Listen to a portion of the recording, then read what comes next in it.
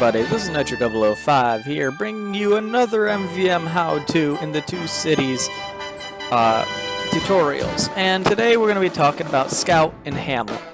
Now, I don't recommend watching this tutorial if you don't have any experience with Scout at all in MvM. Playing Scout and Hamlet, at least for the first two waves, can be extremely difficult. So I definitely get yourself familiar with playing Bot Bash Scout or Empire and Metro Malice, Empire Escalation or Metro Malice Scout first before trying to do Hamlet Scout, just so you have a little bit more familiarity with the class. But if you insist on trying to play Hamlet first to put yourself in a challenge, then go ahead. But I'm warning you, it can be very difficult, especially when you can't rely on your team to keep you up front. This one can rely on a lot of pushbacks, so you as a scout need to know tricks of how to get the money, and this is what this tutorial is going to be talking. I mean, talking about certain tips and tricks and other things that a lot of people don't recognize for using in MvM. So with that out of the way, let's hop into the tutorial and initial loadout. So let's talk about the initial loadout. So your initial loadout is going to consist of any scattergun. I preferably like the soda popper. It's a nice escapist when you don't have Bonk, which goes into my second one. You should be running Bonk for your secondary. Now, if you're not going to run Bonk, you're going to run Milk. I'll talk about the upgrades, what you can do for that. But honestly, it's 10 times easier to run Bonk. So if you got Bonk, run Bonk. And then, of course, the trusty old Fan of War that any scout should be using. You can substitute it with a Sandman, but honestly the Sandman should be a later in the game if you're going to substitute it, not you're starting off. So with that out of the way, let's start off with your first initial upgrades. So your first initial upgrade should start off with 2 in movement speed and 3 in jump height. Now, this is, of course, if you're running Bonk. Now, another way you could do this is by taking 1 out of jump height and 1 out of movement speed, so 1 movement speed and 2 jump height, and have 1 on your recharge for Bonk if you're having a little bit of trouble. Now, of course, if you're not doing this, then you can pretty much run Uber Canteens. This I really don't recommend. It will affect your money and upgrades in the future, but if you don't have Bonk and consist on playing Scout, you can pretty much put 1 into movement speed, 2 into jump, and then put the rest into Ubers. And if you got any left, put into jump if you can, or movement definitely is more important. But as I said, it's definitely more beneficial just to run Bonk. So with that out of the way, let's talk about first initial gameplay. So Scout initial gameplay, Wave 1 gameplay. Let's talk about it. So keep in mind, you have no resistances, so it's a good idea to try to stay out of the fray, at least in the beginning part here. Scouts are going to be coming out of the lower gate, and I like to play a game called Ring Around the Rock. Pretty much the whole premise of this is stay out of the view of them and collect the money after your team kills all the scouts. This will allow you to build as much health as you possibly can with taking the least amount of damage as possible. Well, there's no reason to use Bonk in this situation at all, so don't pop it. There's no reason. I mean, you can if you want to, but it's going to slow you down, and I just don't preferably use it. There's no reason to, so you don't really need to. After the scouts are killed, there's going to be a giant that comes from the hill. Make sure not to hit him too early if you're going to mark him. If you're going to mark him for death, make sure he's heading towards that cliff first before you go and hit him, or you can drag his aggro down the hill, which can annoy some teammates. So keep that in mind when playing this. Just try not to draw his aggro down the hill. After this, it's going to be Pill and Rocket Hell. This is when you either this is pretty much your call if you hit Bonk or not. And good situation, I'll tell you when you should. If all your team is dead and you're the last one and there's money or laying around, you should probably use it. If your team's still around and killing things, but you can't get the money, you should use it. If your team's dead but there's no money on the field, you should probably just get the hell out of there and avoid using your Bonk if possible.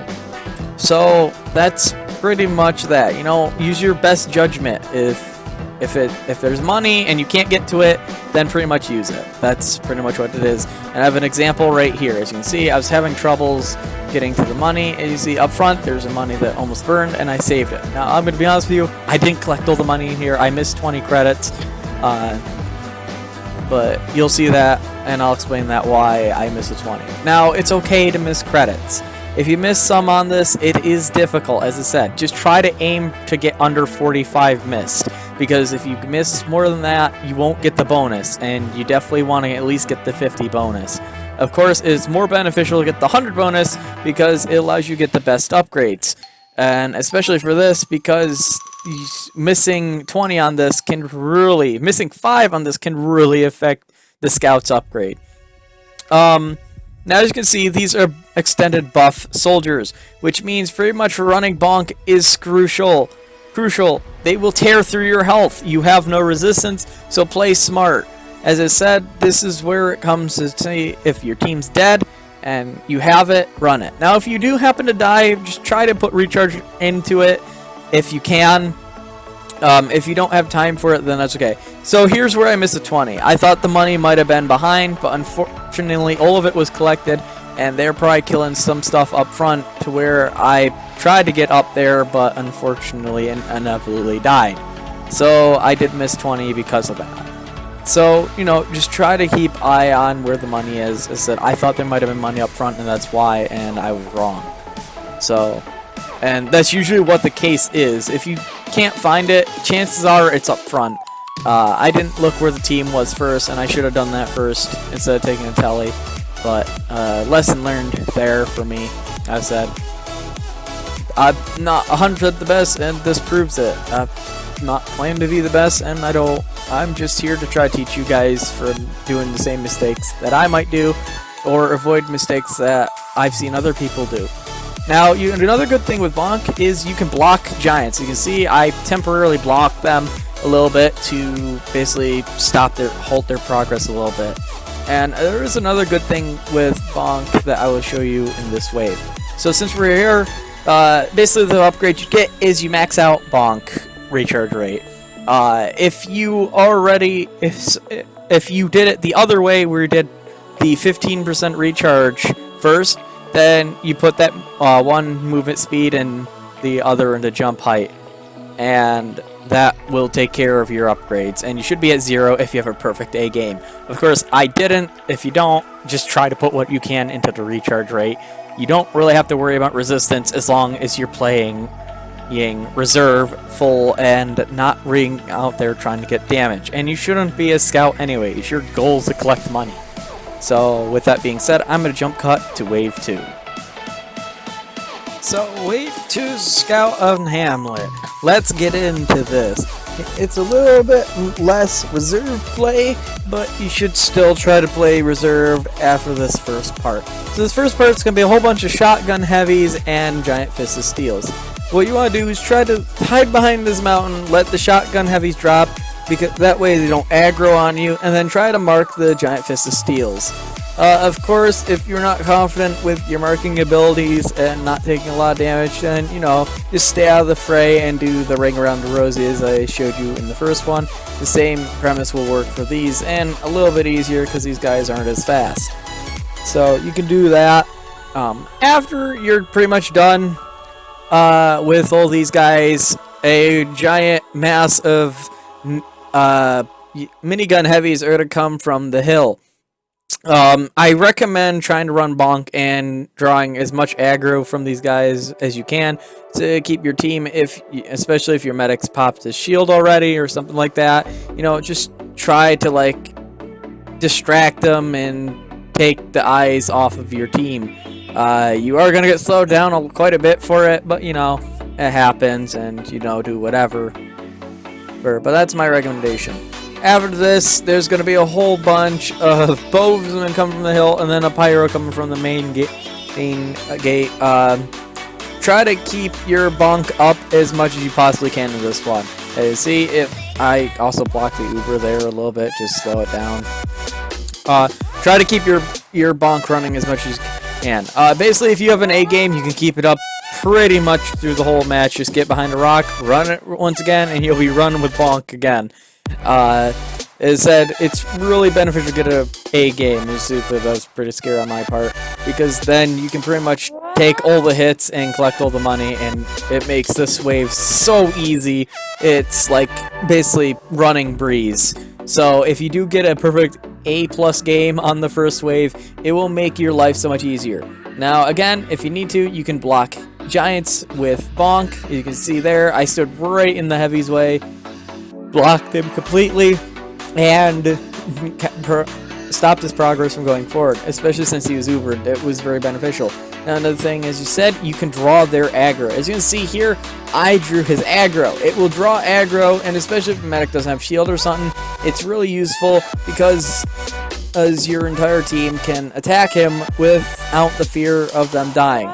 Now here is another reason why you want Bonk. Those are crit charge soldiers. You will not have enough to resist this. The jump height and movement speed that you need for Scout. Movement speed is very important on Scout, and so isn't the jump height, so you can get around easy. It's really, really important that you try to get those upgrades early on. That's pretty much it. That's it for Wave 2. Just pretty much stay on top of the money, keep on drinking your Bonk, and keep yourself running, and that will pretty much make this wave easy. So with that done, let's jump into the win of this wave.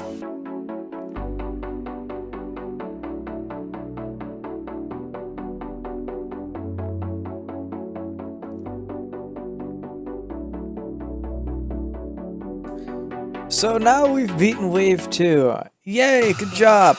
Now don't forget to switch off a Bonk, you dope. Refund your upgrades, then go back into the upgrade screen, the character selection screen, and reselect Mad Milk in replace of your Bonk. You need to be able to slow down the giant scouts on this wave, so replace it. After you've done that, max out the recharge rate and get the slowdown. After that, you should be able to get 2 blasts, max out your movement speed, and max out your jump height if you had perfect A+ game. If not, sacrifice one of your jump heights, and you should be good to go still like that. With that out of the way, that's pretty much your upgrades for Wave 3. Let's get into the basic gameplay. So, Wave 3. You're pretty much now at a normalcy. You can play less reserve if you want to. It's really up to you. You should have the blast resistance, as I said, so you don't have to be too reserved. You can be sort of up front, try to get damage, but of course your main job is collecting money and marking giants for death and slowing down giant scouts. So don't lose your mind and focus on damage. It is not your job. That's why you have 5 other teammates that are supposed to be doing jobs for you. I mean, one's going to be most likely a medic, so, you know, they're not going to be doing too much in damage-wise. But everyone else should pretty much be doing the job for you and dealing that damage. So, of course, use your Mad Milk on giants in the beginning only. You don't want to use it on the small guys if you're not used to the wave. If you know the wave and you know the recharge with the milk and everything, then go ahead and use it, but only if you understand the recharge. You really want to make sure you're using that Mad Milk on the scouts and giants. It's way more important to get it on them. If you don't have your Mad Milk at the time because it doesn't regen before a scout gets out, make sure you mark them for death. That's important, at least so they can deal damage at the time when you don't have your Mad Milk. It'll help out, and then slow them down when you get the chance. That will really help out that you mark the scouts. After this, it's pretty much a tank, and then there'll be pyros coming out. Pretty much you can use your Mad Milk at any time, but there are still some giants out, so you can use it on the 2 waves of pyros that come out, use the Mad Milk, then, you know, play reserve with the milk and throw it when on, you know, giants and whatnot. That pretty much should sum up how to play Scout for Wave 3, so let's just get into Wave 4 upgrades.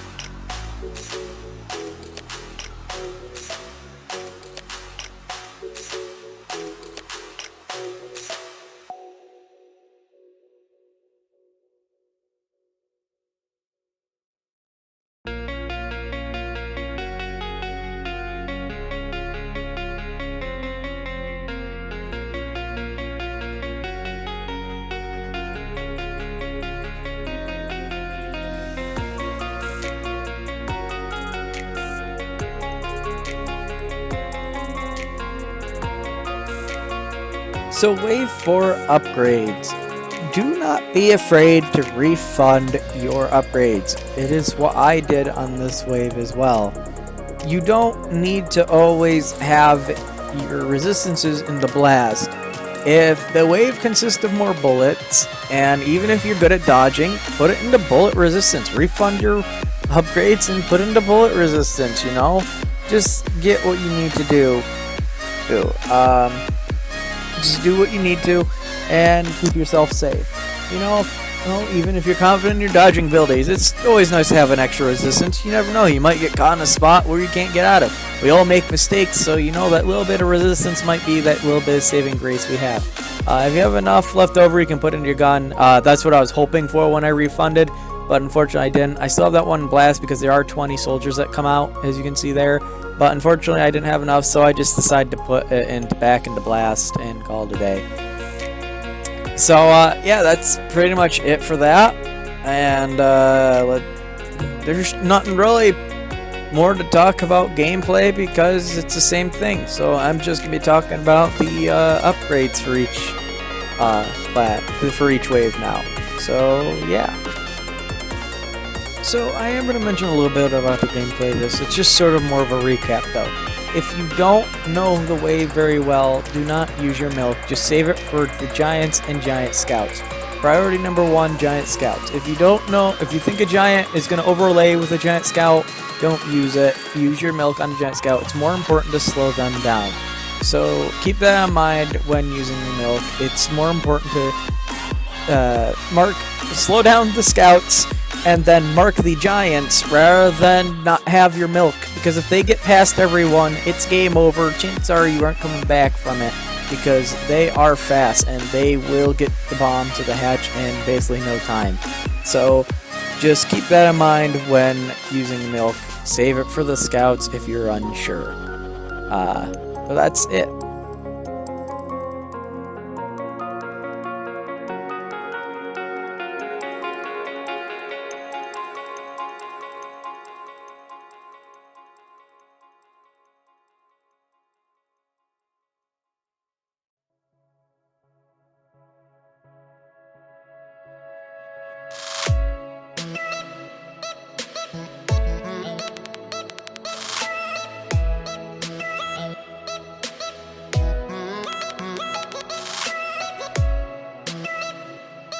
So, Wave 5 upgrades.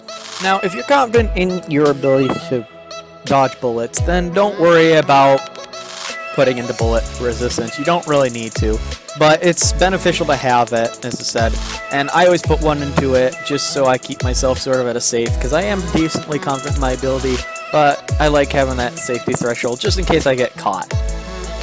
So, with that out of the way, if you're not very good at dodging and very new to Scout, then you should probably put in to your old resistances before you even focus the gun. Pretty much though, once you have the resistances you need, you can start putting into your gun. Make sure you get crit resistance though this wave, because there are mini crits, and mini crits are affected by crit resistance. It's a little bit weird and wonky, but it's nice to have that crit resistance. So other than that, let's get into the gameplay of Wave 5. So Wave 5 Scout, it's actually pretty basic. It's actually a lot easier than the other ones. There aren't giant scouts, so just whenever you get your Mad Milk recharge, use it at any time. You don't technically need to slow down on it, but it's still nice to have because it can be beneficial to slow down giants. There's a tank that comes out. You can sort of stick onto it until it breaks the gate, then make sure to go back up front and collect the money. Just be wary of your surroundings to make sure you're getting all the money. Now, as for the tank money, you don't have to collect that. If someone else is destroying the tank, it is technically their job to collect the money, and make sure they know that. You are supposed to get the money in between the enemies up front, not run back and collect the tank money where there's no threats whatsoever where your team can't get to it. You make sure that the person destroying the tank is on top of that. The only reason I got that tank money is because it was close. So keep that in mind. Just get the money, focus on milking whenever you can, and that's pretty much it. That's it for Wave 5, and that's pretty much the basics for each other wave.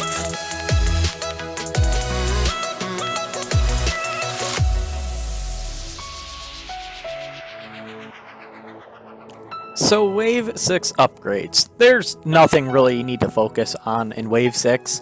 You pretty much should be maxed out in resistances, other than fire. I mean, you can put into fire on this wave if you really want to. There is no fire that's going to be coming out. So, and you should never even really get into fire resistance. There's no reason to put into it because you're not going to get constantly bombarded by flames. You have mobility and jump that allows you to get away from that type of stuff, and you can totally outrange them with that. So, basically, you can put into your gun. You shouldn't really... Now, don't get over cocky with that. If you put into your gun, it does not mean that you're a damage class. Still focus on doing your job, collecting money, milking, and marking giants for death. You know, do the basics. That's what you're supposed to do as Scout. It's not to deal damage. You're going to have a pretty low score, and don't worry about that. Your score doesn't matter. What matters is you collecting the money. So with that being said, let's hop into Wave 6. So Wave 6, there's nothing new to this. Just, you know, throw your milk whenever and mark giants. The only difference really in this one is that there's Leaping Samurai Demo. You should really try to get them milked if you can. Milking them will disable basically all their abilities and make them the least annoying pieces of crap in this game. They are super pain. And let me tell you, if you get them milked, it will help your team extraordinarily because they can't do their jumping dash ability, which is super annoying. Trust me. It really is, and those of you who played MvM absolutely know what I'm talking about. They can literally wipe out the entire team with ease because there's no melee resistance. Other than that, Sir Nukes-a-Lot comes out on this wave, and pretty much just milk and fan him, and you know, shoot if you want to. But you should mainly just focus on keeping him marked for death and keeping him milked so no one really dies too easily from it. That's pretty much it for Wave 6, and Wave 7 will be a completely different story, so until then.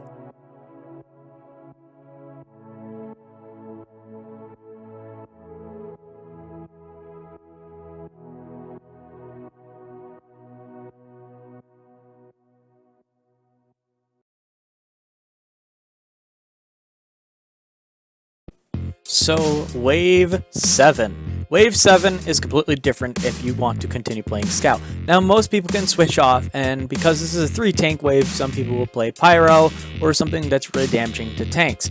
But people don't realize that Scout has an extreme damage capability. And this one, I like to take the shortest stop, Criticola, and that's pretty much it. And this time, you will be focusing your gun. Max out damage, clip size, fire, and firing speed. Get 2 ammo capacity, and put into 2 blast and 3 fire. In this case, fire is actually really important. Then grab yourself 3 crit canteens, and you should be all set. You should have 300 left over, and that's good. You pretty much want to save that up for getting more crit canteens when you're out of them. And it's actually really nice because when you do this, you have no respawn time, meaning you pretty much respawn instantaneously. So you'll be able to respawn and get right back in there and destroy the tanks just as easy. So now that basically allows you to be one of the most efficient tank killers in the game. And not only that, the shortest stop has extreme damage capabilities. And I'm also going to be talking about a little trick there is when using the shortest stop in this wave. So with that being said, here comes the wave start. The wave's going to start with, you know, basically Demo Knights, I think Demo Men as well, and Pyros coming out.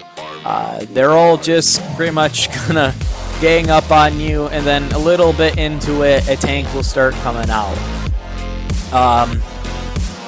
The main focus of this wave is killing the tanks. Once the tanks are done, the wave ends. Those smaller troops don't matter, it's the tanks that do.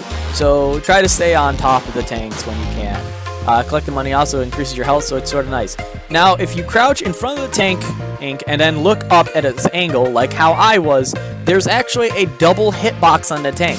So with a crit canteen and the max crit damage of the shortest stop, you will literally be dealing over 500 damage per shot in quick succession with the crits. It's a very, very quick tank buster, and I recommend doing it if you get the chance. It's super fun. A lot of people don't realize that Scout can be a great tank buster, and trust me, he really is. You can get so much tank damage racked up with the shortest stop and just literally staying on that tank and killing it. So that's pretty much it. As you can see, that tank damage just drop as I start shooting it. It is insane how much damage you can cause off of the shortest stop with crits.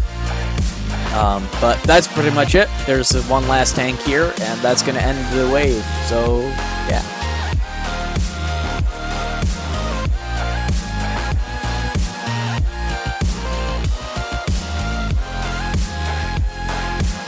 So that is it for this tutorial. I hope you guys enjoyed it. If you did, make sure to leave a like and sub if you haven't already. I plan on doing more tutorials like this and other MvM related content and other Team Fortress 2 related content. As well as I'll be bringing some outside content, and I'll be doing Gary's mod stupid messing arounds in there, so look out for those. But other than that, that's it. I have a public Discord. If you guys want to join that, we just talk about MvM and TF2 stuff all the time there, so you can join there. Link to that will be in the description. And if you really like the stuff I do, I have a Patreon. For just $1 a month, you guys can help support the channel, and I would greatly appreciate it if you guys would help me support it. You'll also get release information to other things that I work on behind the scenes and stuff, exclusive perks and whatnot. So there are perks for becoming a patron. But that's the end of the video, and all I appreciate is a like and you guys subbing. So with that being said, I hope to see you guys in the next video. Until next time, remember, leave no one behind, and I'll see you guys then.